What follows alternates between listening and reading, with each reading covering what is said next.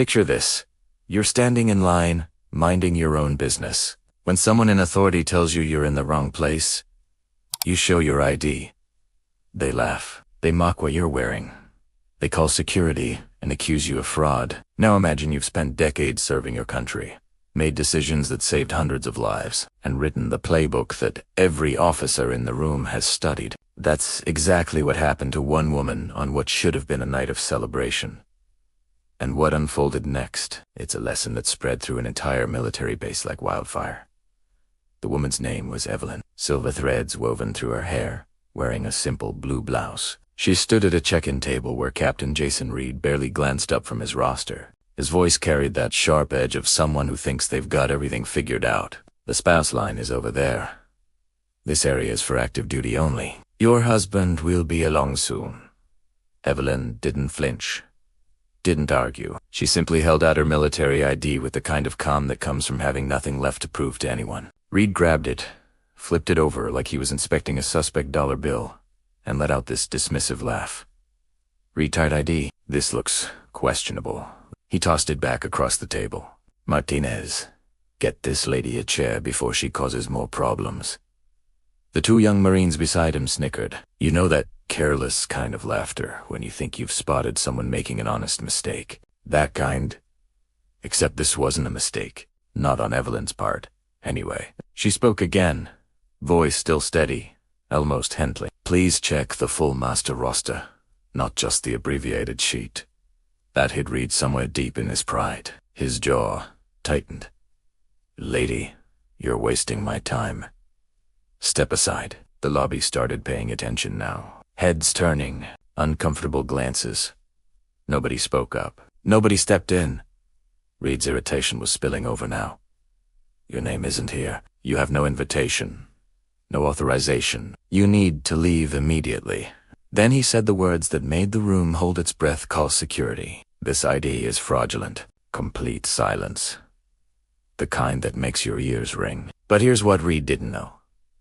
Couldn't know. Evelyn had carried weight he couldn't imagine. She'd stood over maps while artillery shook the ground beneath her feet. She'd made split-second decisions with hundreds of lives hanging in the balance. She'd rewritten the logistics playbook that every Marine officer would study for the next 20 years. And that little pin on her blouse that read mocked as a gift shop trinket, that was a Joint Meritorious Unit Award, earned by units that carried responsibilities most people can't fathom. Across the lobby stood Richard Cole, 30 years in the Marines, watching this unfold. He saw something in Evelyn's posture, that particular stillness, and it triggered a memory. He'd seen that bearing before, in people who'd commanded when mistakes meant casualties. When Evelyn spoke a name again, Rich's entire body went rigid.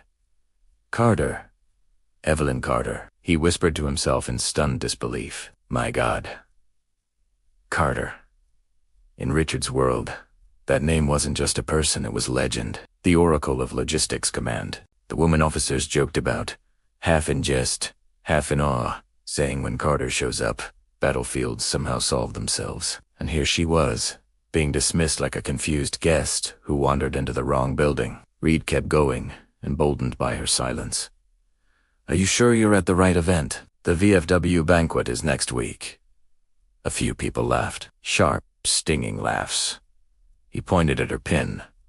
What's this? Something from a gift shop. More laughter. Evelyn's mind drifted for just a second. Back to that forward operating base. Dry wind pushing sand through the air. Radio chatters stacking up. Blocked supply routes. The moment she knew that if she didn't decide immediately, many wouldn't make it. She made the call. Rerouted everything through a corridor everyone said was impossible. Saved over 200 lives. She came back to the present.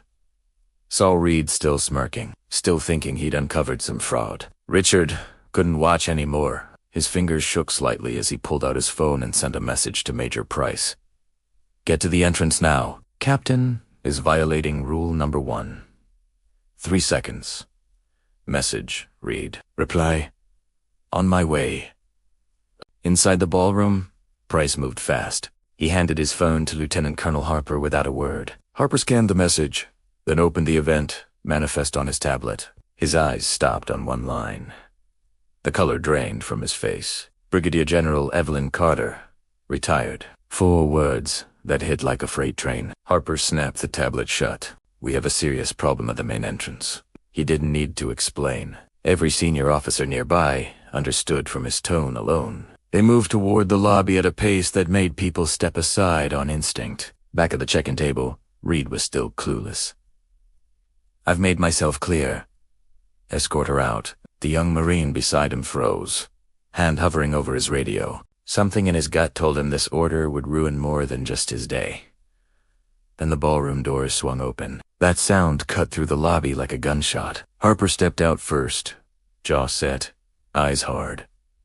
The chief of staff followed, several other senior officers behind them, all wearing the unmistakable look of people who'd just discovered a catastrophic failure happening on their watch. Reed turned, saw his superiors approaching. For the first time, doubt crept into his voice. Sir, I'm handling a case of an invalid ID. Harper didn't even glance at him. His eyes went straight to Evelyn. And in that moment, everyone in the room understood. The power had shifted. This wasn't Reed's show anymore. Harper stopped directly in front of Evelyn. His hand came up sharp and decisive. The salute carried decades of respect. General Carter, on behalf of the entire command, I offer my deepest apologies. The chief of staff saluted. Price saluted.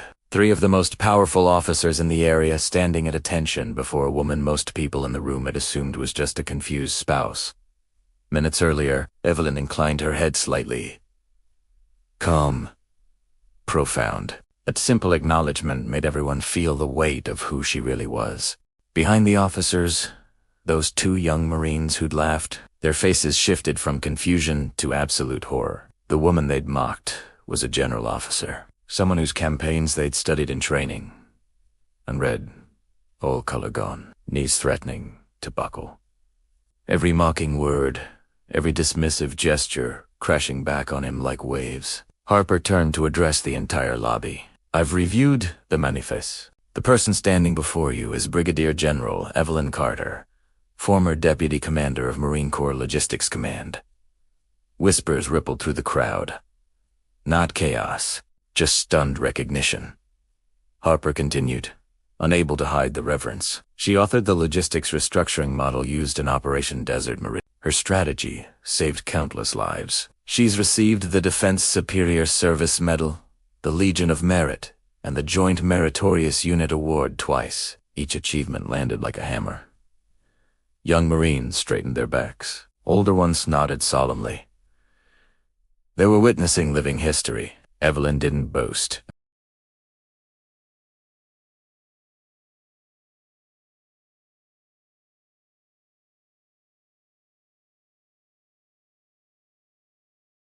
Your presence is an honor.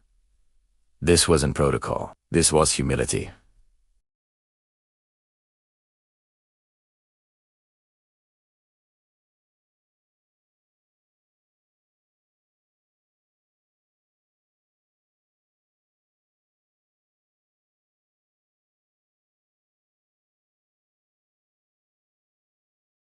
What you may not know is that the person who rode the most difficult section is standing right in front of us. Younger service members felt chills. Older officers recognized the truth being revealed. General Carter built the tactical distribution system used in 3 major campaigns over the last 2 decades.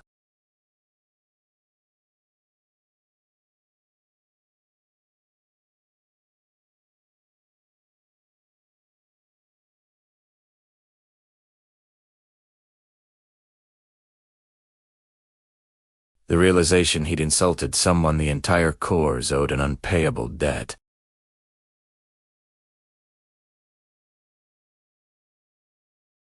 That's enough, Lieutenant Colonel. Her voice carried authority that required no rank, no uniform. Harper fell silent immediately.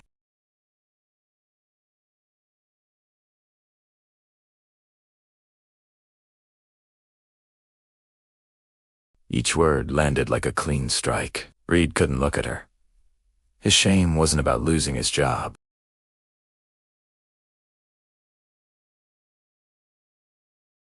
Evelyn's voice dropped, almost warm. When I was a lieutenant, I nearly quit during the endurance course. I held on to a tree root so I wouldn't fall. My Gani stood beside me, stern but never mocking.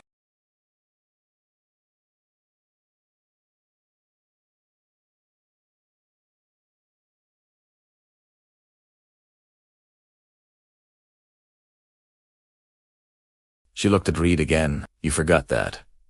Not when checking rosters. When looking at people.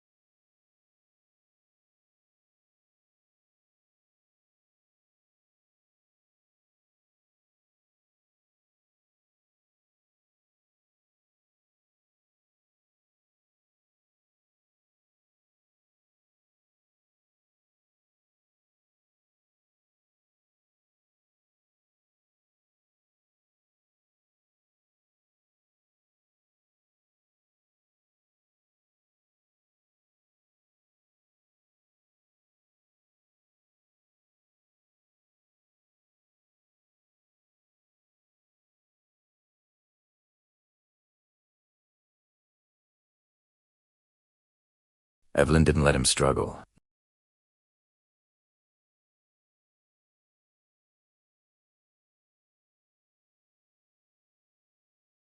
Not tension.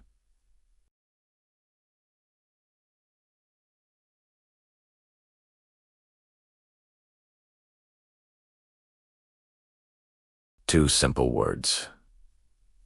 Reed knew it was the greatest mercy she could ever give him. Harper, Price, the others remained still. This wasn't about rank. This was tradition. Dignity. One generation passing down standards carved into them with blood. Evelyn turned toward the ballroom. A wave of reverence spread through the crowd. No one would ever look at her as a stranger again, and no one would forget this lesson.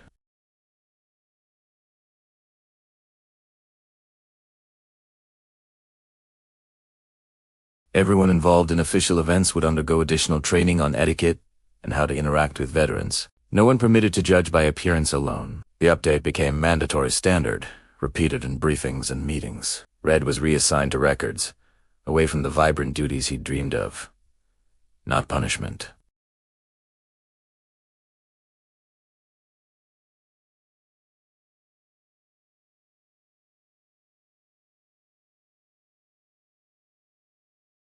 His arrogance shrank to something he could barely face. He saw Evelyn near the window, soft glow on her pages. No uniform, no insignia. Who's that calm, steady look he recognized immediately?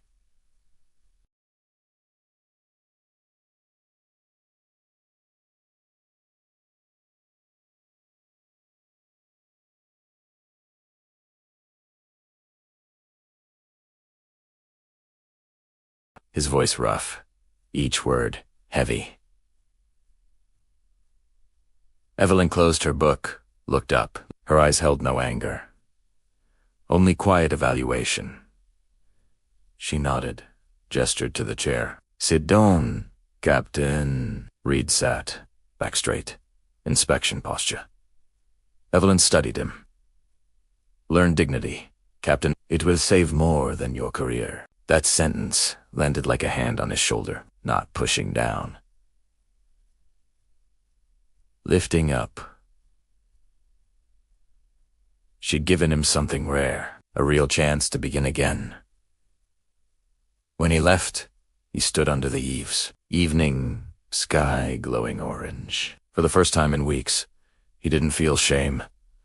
He felt gratitude, deep and honest. He thought not about his mistake, but about becoming better, worthy of the uniform.